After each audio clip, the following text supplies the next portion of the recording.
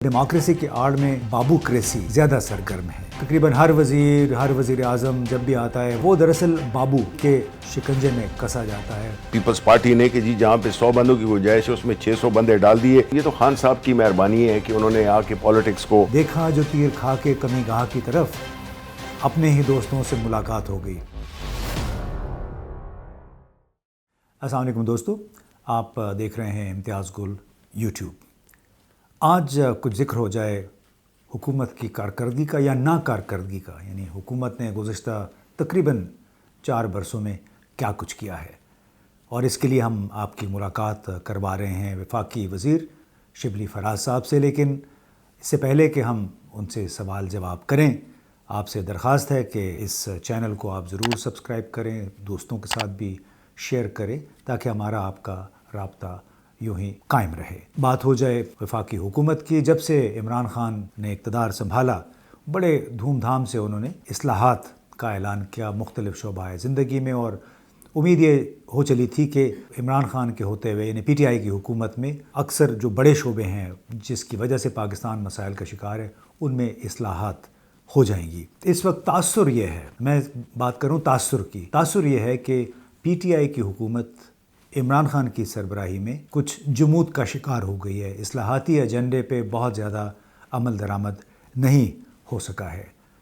अब उसकी मुताद्दिद वजूहात हैं, लेकिन पहले शिबली फराज साहब से पूछते हैं। तकरीबन 4 साल होने को आए हुकूमत को, बहुत अपोजिशन की तरफ से बेशुमार इल्ज़ामात हैं, हुकूमत की तरफ से बहुत सारे दावे होते हैं।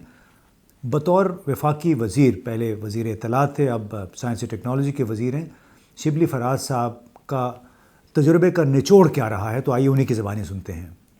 इम्तियाज़, बात यह है कि इस मुल्क के जो मसाइल हैं वो बहुत ज़्यादा हैं।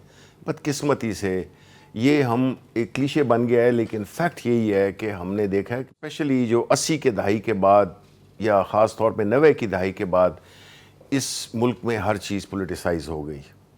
इंस्टीट्यूशन लेवल पे जो गवर्नमेंट्स थी उन्होंने अपने ब्यूरोक्रेसी में भी, पुलिस में भी, हर जगह पे, जुडिशरी में, कोई नेम इट, उन्होंने अपने बंदे लगाए। उसमें मेरिट का कोई कंसिडरेशन नहीं थी, उसमें ये कि ये अपना बंदा है।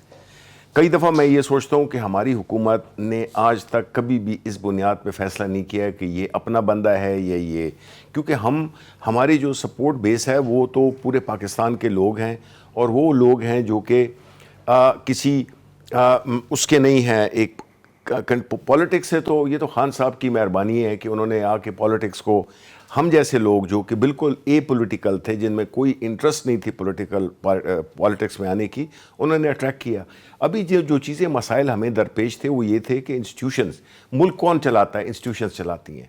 जब इंस्टीट्यूशंस मफलूज होंगी, जब इंस्टीट्यूशंस के हेड्स इस बुनियाद पे नहीं कि उनकी कॉम्पिटेंस क्या है, वो ये है कि उनकी लॉयल्टी है या वो किसी एक ख़ास पॉलिटिकल पार्टी को बिलोंग करते हैं या उनके हमदर्द हैं, उनको बिठाने से ये हुआ कि इंस्टीट्यूशनल पैरालिसिस हो गया।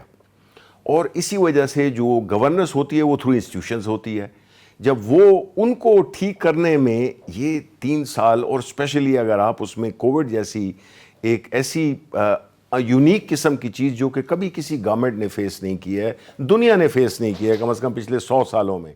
तो शिबली साहब, आप बज़ाहिर ये कहना चाह रहे हैं कि ये महज अपोजिशन की वजह से है, यानी जो ताख़ीर हो रही है कवानीन में या जो मसाइल आ रहे हैं, तो इसमें हुकूमत का या वजारतों का किस हद तक अमल दखल है? अपोजिशन यही आता है कि देखें, आपको फिर बुनियादी उस पर चल जाना होगा कि जिसमें जो हम कह रहे हैं कि जो हमारे इलेक्शंस हैं उनको ट्रांसपेरेंट होना होगा, जिसकी वजह से हमेशा हर हुकूमत जब भी आती है वो पूरे अपने 4-5 साल इसी में ही गुजार देती है कि उसको अपोजिशन उसकी क्रेडिबिलिटी को क्वेश्चन करती है। हर हुकूमत ने किया, हमने भी किया। तो जो रिफॉर्म्स हैं उसमें देखें ना, हमने सेहत में, अगर आप कहें कि हमने एक सेहत जो कि अच्छे डेवलप मुल्क में नहीं होते, हमने हेल्थ का इंफ्रास्ट्रक्चर बनाया, उसमें चेंजेस की। हमने वो जो PMDC था उसको चेंज करके एक ज़्यादा प्रोफेशनल आउटफिट बनाई। फिर इसी तरह जो हमारा सेहत कार्ड है, किसान कार्ड है, ये सारी वो चीज़ें हैं जो वो तबका जिसका कि कभी इस मुल्क में ख्याल नहीं रखा गया, वो उनको हमने फ़ायदा पहुँचाया है। फिर इसी तरह जो इकोनॉमिक स्ट्रक्चरल चेंजेस थी वो हमने किए हैं। और देखें, जब चेंज होती है, जब आपको चीज़ों को میرٹ پہ لاتے ہیں جب چیزوں کو آپ اب مثلاً ڈالر کی بات کر لیں. پچھلی حکومت میں یہی تھا کہ فورن ایکسچینج ضائع کیا, کوئی 20 ارب ڈالر سے زیادہ انہوں نے آرٹیفیشلی سپورٹ کرنے کا. ٹھیک ہے, اس سے مہنگائی نہیں آئی ہے, لیکن وہ ایک عارضی چیز تھی جس میں کہ آپ اپنی ایک بہت اہم قیمتی سرمایہ خرچ کر رہے تھے اس کو مصنوعی طور پہ برقرار رکھنے کے لیے. ہم نے وہ چینج کر دیا کہ جو کرنسی کی ایکچوئل ویلیو ہے وہ آئے. ایکسپورٹس پہ ہم نے توجہ دی ہے, ہماری ایکسپورٹس تاریخی ہوں گی. آپ دیکھ لیں باوجود کووڈ کے سب کچھ پچھلے سال بھی اور اس سال ہمارا جو ایکسپورٹس ہیں وہ ریکارڈ ایکسپورٹس ہوں گی. اسی طرح ہم نے انرجی سیکٹر میں جو کہ بہت بری حالت تھی آپ کو پتہ ہے, اس میں ہم نے ریفارمز کی ہیں. اسی طرح ہم نے لا میں اب ایک بہت بڑا بل ہم لا رہے ہیں جس میں کہ ہمارا جتنا بھی کرمنل پروسیجر عدالتوں کے جو مسائل ہیں اس کے لیے ایک پورا پیکیج وہ آلریڈی کیبنٹ میں پیش ہوا ہے, لیکن اس میں بھی انشاءاللہ چند ہی دنوں میں وہ بھی آپ دیکھیں گے کہ وہ بھی رول آؤٹ ہوگا. تو مسائل اتنے 70 سال کے کام وہ اتنے کم عرصے میں جو ہے نا ایکسپیکٹ کرنا کہ یہ بالکل تبدیل ہو جائے گا. چیزیں تبدیل ہوئی ہیں, لوگوں کی سوچ تبدیل ہوئی ہے. نیچے کے تک جتنا بھی ایگریکلچر, کسان کارڈ, یہ ساری جو چیزیں ہیں یہ اس میں ہماری اسی وجہ سے ہماری ایگرو اکانومی بڑی ریوائٹلائز ہوئی ہے. اسی طرح ہم نے جو نوجوانوں کے لیے کریٹ کیے ہیں سٹارٹ اپس کے لیے کامیاب نوجوان, یہ احساس پروگرام, یہ لنگر خانے, یہ ساری چیزیں جو ہیں تو بیسیکلی عوام کی جو ہے جو گراؤنڈ پہ جو لوگ ہوتے ہیں جن کا کہ پہلے کوئی جن کو پوچھتا بھی نہیں تھا ان کے لیے ہم نے چیزیں کی ہیں. ابھی اس فیز میں ہم آ گئے ہیں کہ انشاءاللہ ہماری ایک تو یہ ہے کہ ہم یہ نہیں کہہ سکتے کہ ہم بالکل پاکستان کو بدل دیں گے اسی 5 سال کی ٹرم میں, لیکن ہم یہ ضرور سمجھتے ہیں کہ جو پاکستان ہمیں ملا تھا اس سے بہت بہتر پاکستان ہم چھوڑ کے جائیں گے. اچھا شبلی صاحب یہ بتائیے گا کہ پاکستان میں کہا جاتا ہے کہ یہاں پہ ڈیموکریسی تو ہے لیکن دراصل ڈیموکریسی کی آڑ میں بابوکریسی زیادہ سرگرم ہے, اور تقریباً ہر وزیر اعظم جب بھی آتا ہے وزیر اعلیٰ وہ دراصل بابو یعنی افسر شاہی کے شکنجے میں کسا جاتا ہے. بہت کچھ وہ کرنا بھی چاہیں لیکن ان کے نرغے سے وہ نکل نہیں پاتا ہے. تو کیا آپ کا بھی تجربہ کچھ ایسا ہی رہا؟ بالکل, اس میں کوئی شک نہیں ہے. دیکھیں یہی بات ہے کہ یہ اس میں بیوروکریسی کا بڑا اہم رول ہے. بیوروکریسی نے چیزوں کو میں اب آپ کو بتاؤں کہ اس سے پہلے انڈیویجول پہ ڈیپینڈ کرتا ہے, لیکن جو ہم نے یہ دیکھا ہے کہ اس میں بڑی مشکلات ہیں کیونکہ وہ ایک طریقہ کار سے تھے. اب دیکھیں ایک پورا سسٹم سوچ چینج ہوئی ہے. ایک وہ حکومتیں جو کہ ہمیشہ پیٹرنیج کرتی تھیں انہوں نے اپنے بلو آئیڈ رکھے ہوئے تھے, تو اس انسٹیٹیوشن کو بھی جو کہ اتنی ایک شاندار ماضی ہے اس کا, اس انسٹیٹیوشن کو بھی وہ پچھلی حکومتوں نے اس کو بھی بالکل تباہ کر دیا. نتیجتاً یہ ہے کہ جو اچھے بیوروکریٹس ہیں وہ سائیڈ لائن ہو جاتے تھے, ان کے کریئر گزر جاتے تھے, اور جو صرف ان کی اچھی گڈ بکس میں رہنے کی کوشش کرتے تھے یا ان سے پیٹرنیج حاصل کرتے تھے, تو چیزیں ایسے حالات میں میرٹ پہ ہوتی نہیں ہیں, ہو نہیں سکتی ہیں. اسی لیے پھر کرپشن کا ایلیمنٹ بھی بیچ میں بہت زیادہ اہم ہے. دیکھیں کرپشن مختلف قسم کی ہوتی ہے, فائنینشیل ہے, انٹلیکچوئل ہے, اور یہ جو اداروں میں کہ جو جس طرح کے پیپلز پارٹی نے کہ جی جہاں پہ 100 بندوں کی گنجائش ہے اس میں 600 بندے ڈال دیے, نتیجتاً وہ انسٹیٹیوشن بھی بیٹھ گئی. تو ایک میرٹ کا طریقہ کا جو نظام تھا اس کو ریسٹور کرنے میں ٹائم لگتا ہے, اس کے لیے ایک بڑی پولیٹیکل سپورٹ چاہیے.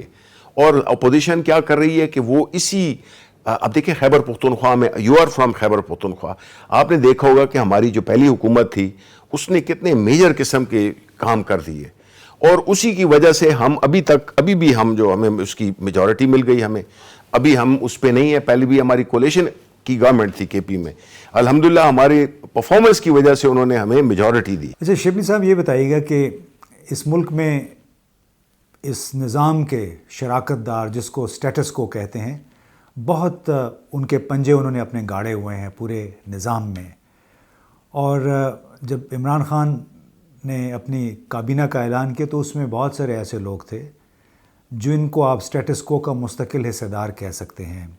جہانگیر ترین کا نام دیکھ لیں, خسرو بختیار کو دیکھ لیں, ندیم بابر جو کہ آئل اینڈ گیس میں کرتا دھرتا تھے لیکن اب ان کا عطا پتہ نہیں ہے, وقار مسعود جو کہ طویل ترین عرصے تک سیکرٹری خزانہ رہے مگر وہ بھی اب جا چکے ہیں.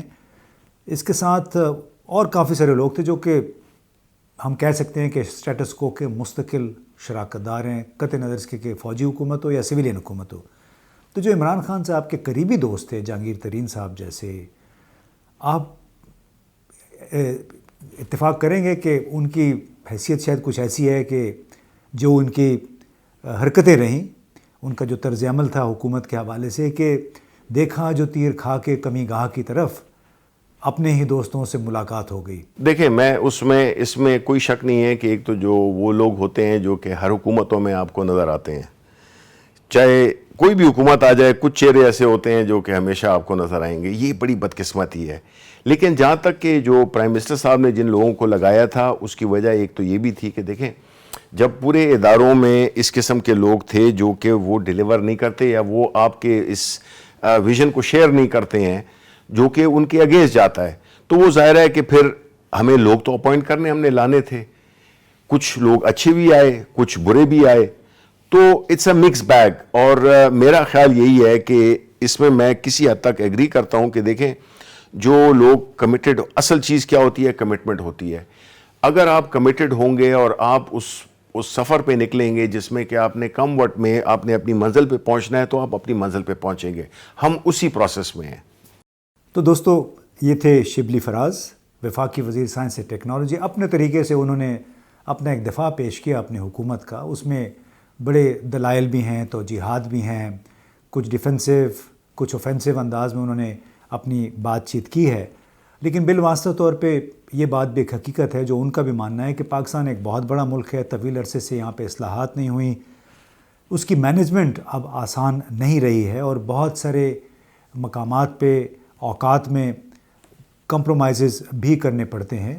انہوں نے جو تازہ ترین لیجسلیشن ہوئی ہے اس کے حوالے سے بھی بات کی، لیکن ایک بات ضرور ہے کہ بیوروکریسی یعنی بابوکریسی کی وجہ سے بہت سارے ایسے امور جو اب تک ہو جانے چاہیے تھے نہیں ہو پائے۔ مثلاً پرائیویٹائزیشن کمیشن مکمل طور پہ جمود کا شکار ہے۔ 134 ادارے وفاق کے تحت اس طرح ہیں جن کا فارغ کیا جانا ناگزیر ہے۔ 3 سے 4 ارب ڈالر سالانہ ان پہ خرچ ہوتا ہے، کیونکہ یہ تمام ادارے خسارے میں چل رہے ہیں، سرکاری ادارے ہیں، اتھارٹیز ہیں، لیکن موجودہ حکومت میں کوئی 20 نئی اتھارٹیز بن گئی ہیں۔ یہ بھی اب کوئی ناقابل فہم سی بات ہے کہ ایک طرف ہم سرکاری اداروں کو فارغ کرنا چاہتے ہیں، کیونکہ بزنس کرنا حکومت کا کام نہیں ہے، حکومت کا کام صرف پالیسی بنانا ہوتا ہے۔ اس کے علاوہ نیپرا یا پیپرا یعنی پبلک پروکیورمنٹ کے جو قوانین ہیں، اس میں بھی تبدیلی کی طرف کسی نے اشارہ نہیں کیا، کوئی بھی نہیں چاہتا، کیونکہ تمام لوگ جو اس سے فائدہ اٹھا سکتے ہیں وہ سیاستدان بھی ہے، وہ بیوروکریٹ بھی اور تاجر بھی ہے۔ ان میں سے کوئی ایک بھی نہیں چاہتا کہ پبلک پروکیورمنٹ کے قوانین تبدیل ہوں۔ یہی وجہ ہے کہ آپ کو کنسٹرکشن بھی سرکاری شعبے میں مہنگی ملتی ہے، جتنی پروکیورمنٹ خریداری ہوتی ہے وہ بھی مہنگی ہوتی ہے۔ آئل مارکیٹنگ کمپنیاں جو کہ اوگرا یعنی Oil and Gas Regulatory Authority کو بالواسطہ طور پہ کنٹرول کرتے، ان پہ آج تک کوئی ہاتھ نہیں ڈال سکا ہے، اور نہ ہی ہماری محصولاتی آمدنی یعنی جو ٹیکس ریونیو ہے اس میں موجودہ وسائل کے مطابق اضافہ ہو سکا ہے، نہ ہی وہ نظام زبردستی اور زور کے نرغے سے نکل سکا ہے جو پرانا 19ویں صدی کا طریقہ کار تھا ہمارے محصولاتی افسران کا، انکم ٹیکس افسر، وہی سلسلہ جاری ہے، جہاں جن کو نظر آتا ہے مزید ٹیکس کھینچتے ہیں، بجائے اس کے کہ ٹیکس کو کم کریں، اس کی بیس بڑھائیں اور حکومت کے جو وسائل ہیں ان میں بھی اضافہ کریں۔ تو بحیثیت مجموعی آپ نے دیکھا کہ شبلی فراز صاحب یہ مانتے ہیں کہ اس ملک کے مسائل گھمبیر ہیں، لیکن ہو سکتا ہے جن اقدامات کا انہوں نے ذکر کیا ہے ان کی وجہ سے آئندہ 2 3 4 سال میں ان اصلاحات کے کم از کم ان اصلاحات کے جو اب تک ہوئی ہیں اس کے کوئی نتائج ہم سب تک پہنچ سکیں۔